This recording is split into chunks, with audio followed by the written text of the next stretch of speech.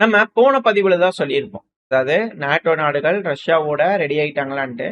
ஆனா இங்க அமெரிக்காவும் ரெடி ஆயிட்டாங்களா அப்படின்ற கேள்விகள். ஏன்னா அமெரிக்காவோட பொசைடான் ஆன்டி சப்மரைன் ஏர்கிராஃப்ட் வந்து பாத்தீங்கன்னா ஆக்டிவா ரஷ்யாவோட கலினின்கிராட் ரீஜன் இருக்கு இல்லையா, அதோட எல்லை பகுதிகளில் பறந்திருக்கு. இந்த பால்டிக் சீல வந்து பாத்தீங்கன்னா பறந்திருக்கு. அது கூடவே பம்பாடியர் சேலஞ்சர் ரிகானிசான் 650 ஆர்டிமிஸ் வந்து பார்த்தா பறந்திருக்கு. டார்கெட்டிங் ஏர்கிராஃப்டும் பறந்திருக்கு அட் த சேம் டைம் அப்படிங்கிறது போல ஃப்ளைட் ரேடார்ல வந்து பார்த்தீங்கன்னா ரிப்போர்ட்ஸ் வந்துகிட்டு இருக்கு. ஸோ அமெரிக்கா ஆக்டிவா வந்து பார்த்தீங்கன்னா இப்போ இந்த பகுதிகளில் என்கேஜ் ஆக ஆரம்பிச்சிட்டாங்களா, உளவு தகவல்களை சேமிக்க ஆரம்பிச்சிட்டாங்களா, இதெல்லாம் நம்ம ஆல்ரெடி பார்த்தோம். ஈரானா இருக்கட்டும், வெனிசுலாவா இருக்கட்டும், இங்கெல்லாம் போய் இது போல உளவு விமானங்களை பறக்க விட்டு எல்லாத்தையும் சேகரிச்சுட்டு அதுக்கப்புறம் ஒரு மாசிவான ஒரு அட்டாக் பண்றது அப்படிங்கறத பார்த்தோம். அதே போல ஒரு விஷயம் இங்க நடக்க போகுது அப்படிங்கிற அச்சங்கள் வர ஆரம்பிச்சிருக்கு.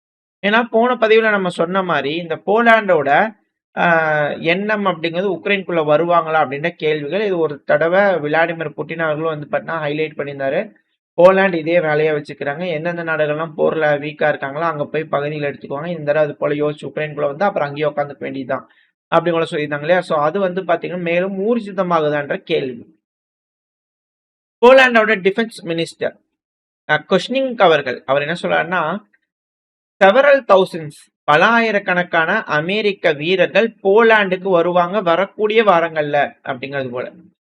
ஆக்சுவலா இந்த நாட்டோ சம்மிட்ல ட்ரம்ப் அவர்கள் நிறைய விஷயங்கள் நடந்திருக்கு. இந்த நாட்டோ சம்மிட்ல ட்ரம்ப் அவர்கள் வந்து பாத்தீங்கன்னா என்ன சொன்னாருன்னா, எல்லாத்தையும் எடுத்துருவேன், அமெரிக்க படைகளை யூரோப்ல இருந்து எடுத்துருவேன் அப்படின்னு சொன்னார். ஆனா போலாண்ட்ல இருந்து இல்ல. ஏன்னா போலாண்டுக்கு பாதுகாப்பு வேணும். இப்ப போலாண்டு போருக்குள்ள போறாங்கன்னா போலாண்டோட பகுதிகளுக்குள்ள அட்டாக் நடக்கக்கூடாது. இந்த இடத்துல இருக்கக்கூடிய விஷயம் அதுதான்.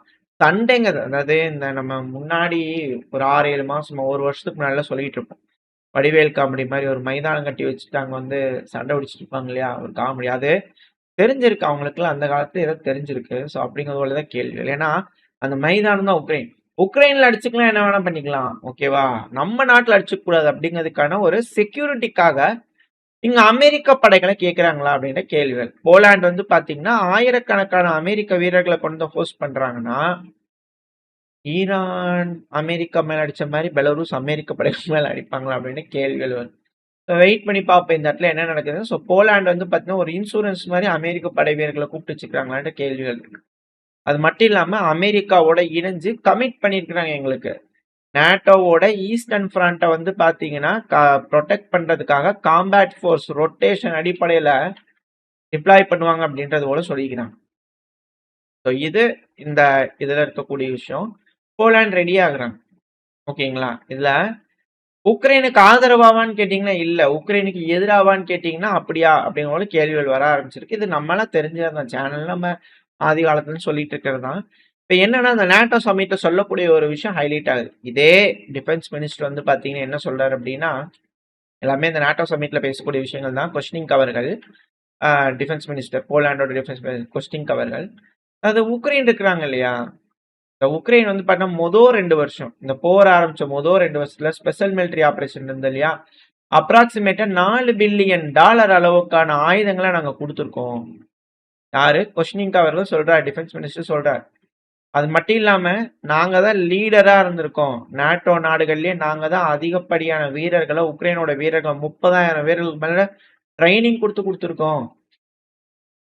இந்த அளவுக்கு செஞ்சோம், நாங்களே பீஸ்ட் எங்க கையால வளர்த்திட்டோமா அப்படிங்கிறது போல வந்து பாத்தீங்கன்னா யோசனைகள். இதைத்தான் ரஷ்யா ஆதி காலத்துலன்னு சொல்லிட்டு இருக்கிறாங்க. இப்ப வந்து ஏதோ புதுசா கண்டுபிடிச்சு பேசுற மாதிரி போலாண்டு பேசிட்டு இருக்கிறாங்க. ஒரே ஒரு விஷயம், நாசி படை வீரர்களுக்கு அவார்டு கொடுத்துட்டாங்க. நியோ நாசிங்கிறவங்களுக்கு அவார்டு கொடுத்துட்டாங்க. அவங்க எங்க நாட்டுல இருக்கிறவங்களை இனப்படுகொலை பண்ணாங்க, அவங்களுக்கு எப்படிப்பா நீ போய் ஹெல்ப் பண்ணுவ, நீ எங்களுக்கு உதவி வாங்கியிருக்கிற அப்படிங்கிற விரிசல்கள் உக்ரைனுக்கும் போலாண்டுக்கு அதிகரிக்குது.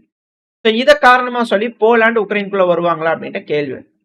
ஏன்னா போலாண்டுல அமெரிக்க படை வராங்க, பெலரூஸ் ரெடியா இருக்காங்க, உக்ரைனு சண்டை பிடிச்சிக்கிட்டு இருக்கிறாங்க போலாண்டு கூட, ரஷ்யா கூடயும் ஒரு சண்டை. இதெல்லாம் வச்சு பார்க்கும்போது என்ன நடந்திருக்கும் இந்த அமெரிக்கா ரஷ்யா பேச்சுவார்த்தையில, அலாஸ்கால வச்சு பேசினாங்களே என்ன நடந்திருக்கும் அப்படின்ற கேள்விகள்லாம் வர ஆரம்பிச்சிருக்கு. ஏன்னா ஜூலை 7, 8 துருக்கியில வச்சு நாட்டோ சம்மிட் நடந்தது இல்லையா, அதுல யூரோப்பியன் யூனியனோட தலைவர்கள் எய்டு பேக்கேஜ் குறைஞ்சது $160 பில்லியன் அளவுக்காக, 140 பில்லியன் யூரோ அளவுக்காக அலோகேட் பண்ணிருக்கணும் அடுத்த 2 வருஷத்துக்கு. அமெரிக்கா எதுவும் செய்ய மாட்டாங்க. பட் ஆனா செஞ்சிருக்கணும். ஆனா இது போல நாடுகளோட ஒற்றுமை இருக்கா? செஞ்சிருக்காங்களா? நாட்டோ நாடுகளுக்குள்ள ஒற்றுமை இருக்கான்னா, போலாந்து இப்படி விறைச்சுட்டு நிக்கிறாங்க. ஒரு நாடு இப்படி நிக்கிறாங்க அப்படின்னா, அடுத்தது ஹங்கேரி முறைச்சுட்டு நிக்கிறாங்க. சரி, இப்ப இவங்க தான் எப்படி இருக்கிறான்னு கேட்டீங்கன்னா, செக் வந்து கைய விரிச்சுட்டு நிக்கிறாங்க. செக் இதுக்கு முன்னாடி செக்கா வாங்கி எல்லாம் செஞ்சு நாங்க உக்ரைன் குடுப்போம், அப்படி குடுப்போம், இப்படி குடுப்பேன். வேம்பயர் டிஃபென்ஸ் சிஸ்டம் வச்சு தான் ரஷ்யாவோட கர்ஸ்க்கு பயில அட்டாக் பண்ணி உள்ள விடுவோம் செக்கோட ஆயுதம். ஆனா இப்பெல்லாம் வந்து பாத்தீங்கன்னா அது மாறி போயிடுச்சு. ஆட்சி பபீஸ் அவர்கள் வந்தோடனே என்ன சொல்றாருன்னா, உக்ரைனுக்கு 70 பில்லியன் ஈரோ எய்டு கொடுக்கறதா சொன்னீங்கல்ல, கொடுங்கப்பா, நான் தடுக்க மாட்டேன். ஆனா அது எங்களோட பணத்துல இருந்து போகக்கூடாது. நீங்க வேற மாதிரி ரெடி பண்ணி கொடுத்துக்குங்க, எங்களோட பணத்துல இருந்து போகக்கூடாது. நான் பிளாக் எல்லாம் பண்ண மாட்டேன் அப்படிங்கிறதால அவர் தரப்பு. இவங்க கையை பிரிச்சுட்டாங்களா? மற்றபடி ஹங்கேரி மற்றவங்களாம் வந்து பார்த்தீங்கன்னா முறைச்சுக்கு நிற்கிறாங்க. போலாண்டு முறைச்சுக்கு நிற்கிறாங்க. அந்த சைடில் இருக்கக்கூடிய மத்திய யூரோப்பிய நாடுகள். சரி, பிரான்ஸ், யுனைடெட் கிங்டம், இட்டாலியெல்லாம் ஏதாவது செய்யறான்னு பார்த்தா அவங்களுக்கே பினான்சியல் பிரச்சனை இருக்கு. அவங்களே வந்து பார்த்தீங்கன்னா நாட்டோ நாடுகளுக்குள்ளேயே ஒற்றுமை இல்லை. 5% ஜிடிபி அச்சீவ் பண்ண முடியல அவங்களால டிஃபென்ஸ் பட்ஜெட்டுக்குன்னு சொல்லிட்டு அங்கேயே அலோகேட் பண்ண ஃபண்டே அவங்களால செக்யூர் பண்ண முடியலன்னு பிரச்சனைகள் ஆயிட்டு இருக்கு. இது போல எல்லாரும் வந்து பாத்தீங்கன்னா இந்த மீட்டிங்ல ஏதாச்சும் ஒண்ணு செய்வாங்க, நல்லது நடக்கும்னு பார்த்தா எல்லாரும் வந்து எங்களால முடியாதுங்க, எங்களால இல்லைங்க அப்படிங்கிற பேசுற மாதிரி ஒரு சமிட்டா நடந்துச்சு அப்படிங்கிற கேள்விகள். பட் இருந்தாலும் இதுல ஹைலைட்டா இருக்கக்கூடிய ஒரு விஷயம் ஜெர்மனி. ஜெர்மனி வந்து பாத்தீங்கன்னா இதுல ஒரு டிஃப்ரெண்டான அப்ரோச் எடுத்திருக்காங்க. அதாவது ஜெர்மனி வடக்கு பகுதி, வடக்கு யூரோப், அவங்களாம் வந்து பாத்தீங்கன்னா அடிஷ்னலா கூடுதலான தொகையை வந்து பண்ண டிஃபென்ஸ் அலோகேட் பண்ணி அவங்க ரெடி ஆயிட்டு இருக்காங்க. மேபி அந்த சைட் சண்டை நடக்கும் அப்படின்ற கேள்விகள். தெற்கு சைடுல இருக்கிறவங்க, மத்திய யூரோப்ல இருக்கிறவங்களாம் வந்து பெருசா எதுவும் இதுல கண்டுக்கிற மாதிரி இல்ல. சில ஜெர்மனோட ஃபாரின் மினிஸ்டர் என்ன சொல்லிக்கிறாங்கன்னா, நாங்க ரஷ்யாவை இதுல ஜெயிக்கவே விட மாட்டோம் அக்ரஷன்ல. நாங்க தொடர்ச்சியா உக்ரைனுக்கு உதவுவோம். 140 பில்லியன் யூரோஸ் அடுத்த 2 வருஷத்துல வந்து பாத்தீங்கன்னா உக்ரைனுக்கு நாங்க பண்றதுக்கு பார்ப்போம். ரெண்டாவது ஜெர்மனியான நாங்க 800 பில்லியன் யூரோ அளவுக்கான தொகையை ராணுவத்துக்காக செலவு பண்ண போறோம் 2030க்குள்ளன்றாங்க. மேசிவான மிலிட்டரி எக்ஸ்பான்ஷன். ஹிட்லர் அவர்களோட காலகட்டத்தில் இருக்கிறது இப்போ வேற மாதிரி மாறிட்டு இருக்கா அப்படின்ற கேள்விகள். அது மட்டும் இல்லாம 1200 சேட்டிலைட்டை நாங்க லான்ச் பண்ண போறோம் கம்யூனிகேஷன் ரிகானிசன்ஸ்க்காக அப்படின்றது போல. எப்படி பண்ணுவீங்க, யாரோட உதவியால அப்படிங்கிற கேள்வி இருக்கு. அதை பத்தி எதுவும் இல்லை. இது டெவலப்மெண்ட் ஸ்டேஜ்ல இருக்குது, கான்சைஃபைடு அப்படிங்கிற சொல்லிட்டு போயிட்டாங்க. பட் ஆனா அதிகப்படியான உதவிகள் வந்து பாத்தீங்கன்னா ஜெர்மனி உக்ரைனுக்கு செய்வாங்க அப்படிங்கறத கமிட் பண்ணியிருக்காங்க. இது உக்ரைனுக்கு ஒரு பெனிஃபிட். மற்றபடி நாடுகள்ல இங்க பிளவுகள் இருக்கு நேட்டோ நாடுகளுக்குள்ள அப்படிங்கிறத புரிஞ்சுக்கலாம். இது இந்த இடத்துல நடக்கக்கூடிய ஜியோ பாலிட்டிக்ஸ் டென்ஷன்ஸோட பில்டப் நியூஸஸ் வச்சு மூவ்ஸ், ஜியோ பாலிட்டிக்கல் மூவ்ஸ். இதை பேஸ் பண்ணி அடுத்த பதிவுகள்ல என்ன செய்திகள் நடக்குதோ அதை வச்சு பார்க்கும்போது ஒரு கிளியர் பிக்சர் கிடைக்கும் அப்படிங்கிறத பார்க்கலாம். ஏன்னா அனலிஸ்ட் அது போலதான் பேசிட்டு இருக்காங்க. தகவல் வர வர அடுத்தடுத்த பதிவுல பார்க்க ஆரம்பிக்கலாம். இந்த பதிவுல நம்ம ஓரளவுக்கான தகவல் பார்த்திருப்போம். இந்த பதிவு எப்படி இருந்துச்சு, உங்களுக்கு பிடிச்சிருக்கா? பிடிச்சு நான் லைக் பண்ணுங்க, ஃப்ரெண்ட்ஸ் அப்படி ஷேர் பண்ணிக்கோங்க. அது கூட மறக்காம நம்ம சேனலை சப்ஸ்கிரைப் பண்ணலாம், மறக்காம சப்ஸ்கிரைப் பண்ணிக்கோங்க.